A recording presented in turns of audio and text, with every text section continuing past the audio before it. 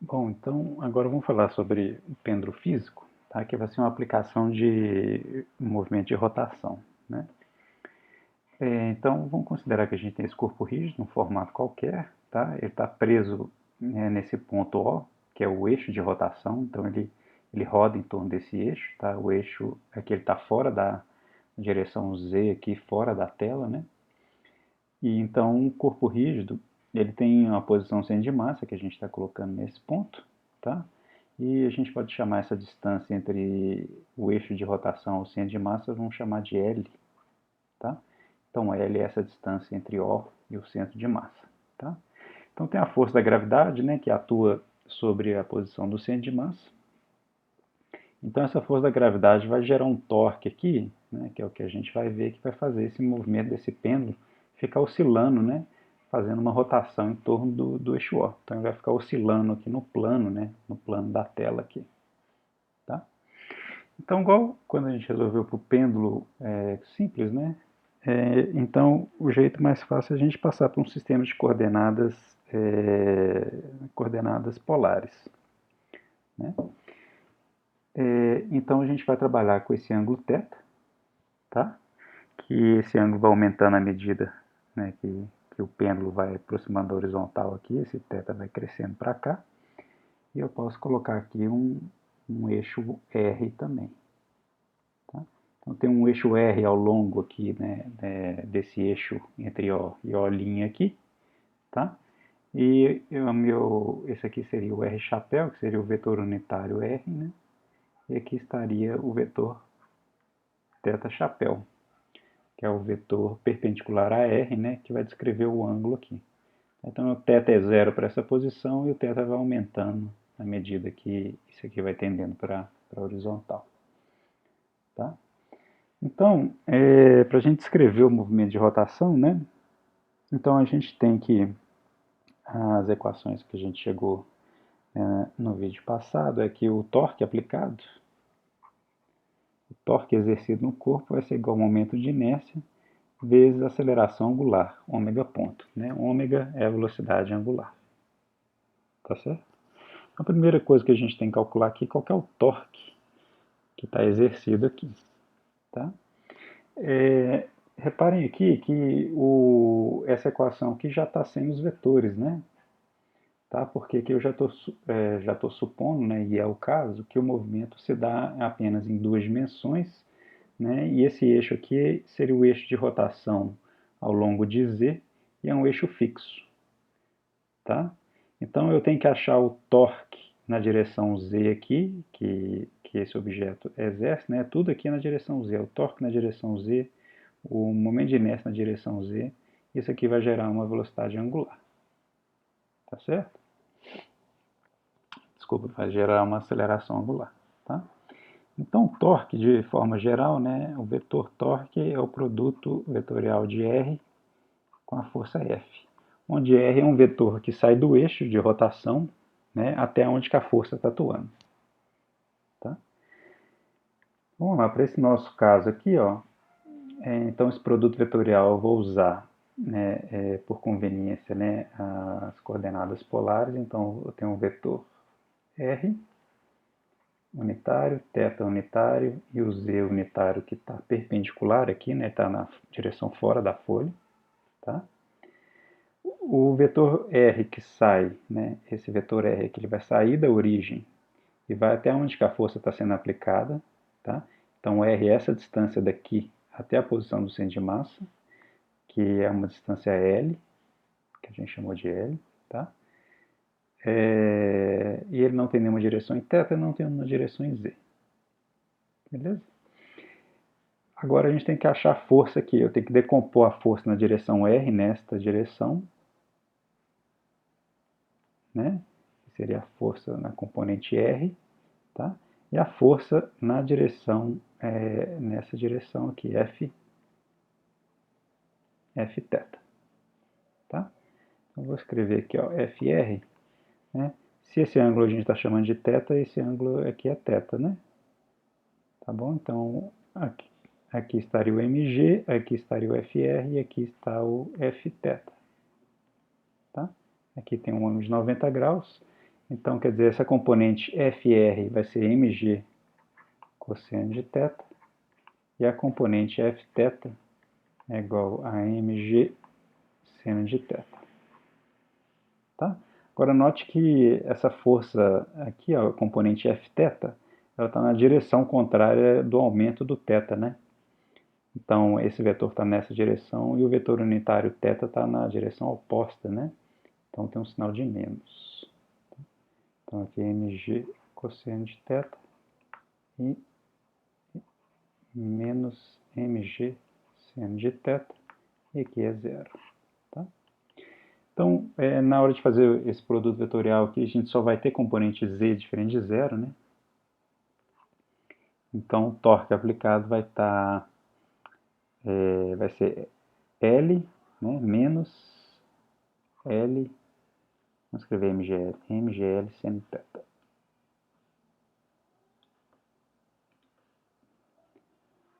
Só tem essa componente aqui, MGL seno de θ, na direção z. Tá? Então, agora eu posso pegar, então, a equação de rotação. Então, a gente vai ter que o momento de inércia IZ vezes aceleração angular ômega ponto. Isso aqui é igual a componente do torque na direção z. Então, vai ser menos mgl seno de θ. Tá? Agora, só notando quem que é a aceleração ômega ponto. Né? Isso aqui é a derivada, né, de ômega dt. Tá certo? Agora, quem que é ômega? Ômega é a velocidade angular, né, que é o θ ponto. Então, dθ dt. Então, é a derivada de θ ponto no tempo, então é a derivada segunda de θ. Beleza? A aceleração angular é θ, 2 pontos. Então, aqui, vou ter IZ é igual a θ, 2 pontos, mais mgl seno de θ é igual a zero. Que eu posso dividir por IZ, mgl, dividido por IZ, vezes seno de θ igual a zero. Agora aqui a gente já pode fazer uma aproximação, igual a gente fez no pêndulo simples, aproximação para ângulos pequenos, né? Então a gente vai supor que esse pêndulo aqui ele fica com ângulos pequenos, né? Então a gente vai fazer a aproximação que seno de θ é aproximadamente θ. Tá? A gente vai pegar apenas o primeiro termo da expansão em séries aqui. Então a gente tem essa equação. Θ 2 pontos mais mgl sobre iz vezes θ é igual a zero. Beleza? Então isso aqui é uma equação diferencial, né? E a gente já sabe a solução, porque isso aqui é a mesma solução do pêndulo simples. Tá? Então, eu posso chamar isso que está aqui dentro de uma frequência angular. Em vez de trabalhar com ômega, tá? Para não confundir com esse ômega, que era a aceleração angular aqui, tá? Vamos falar que isso aqui é 2π vezes a frequência, tudo bem? Isso aqui é 2π vezes a frequência. Mas bem que... Vamos chamar de outra letra aqui, tá? Não vou ter que ficar carregando esse 2π f ao quadrado aqui. Vou chegar de ômega zero ao quadrado, tá bom? Então não confundir com esse ômega daqui. Então θ 2 pontos mais ômega zero ao quadrado. Esse θ é igual a zero, tá? E a solução disso aqui é θ, né? Θ de t é igual a uma amplitude θ máximo vezes seno de ômega zero t mais uma fase de oscilação φ, tá? Onde ômega zero é a raiz quadrada de mgl sobre o momento de inércia do corpo rígido. Tá? O período, né? A gente pode achar o período t como 1 sobre 2π ômega, né? Então vai dar 1 sobre 2π, desculpa, 2π vezes 1 sobre ômega, então vai ficar 2π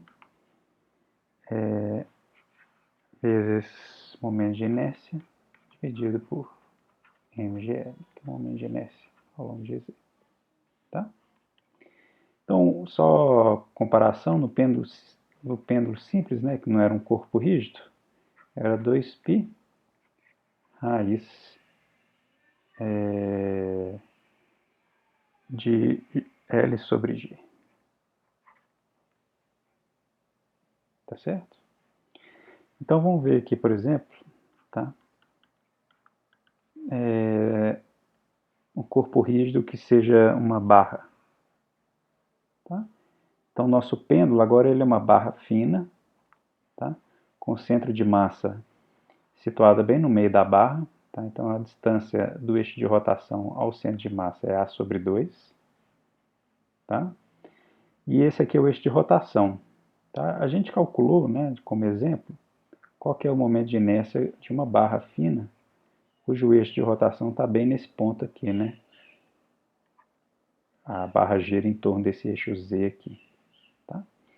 E o momento de inércia a gente calculou, daí igual a 1/3 de MA ao quadrado, onde A é o tamanho da barra inteira, né? A é isso aqui. Tá certo? Então, substituindo, né? Então, o período de oscilação para essa barra oscilante aqui, então vai ser 2π raiz de 1/3 de MA ao quadrado dividido por mg L. L é a distância, né, do eixo ao centro de massa, que é A sobre 2. Então, aqui está 2π dividido por... Então, vai ficar 2/3. A massa corta com a massa. Vai ficar A dividido por G. Tá bom? Então, você vê que o período aqui, ó, comparando com o período do pêndulo simples, né, o A aqui seria o tamanho L, né, vamos dizer assim, do pêndulo, né? Então ele fica o raiz de 2/3, né, menor do que o do pêndulo.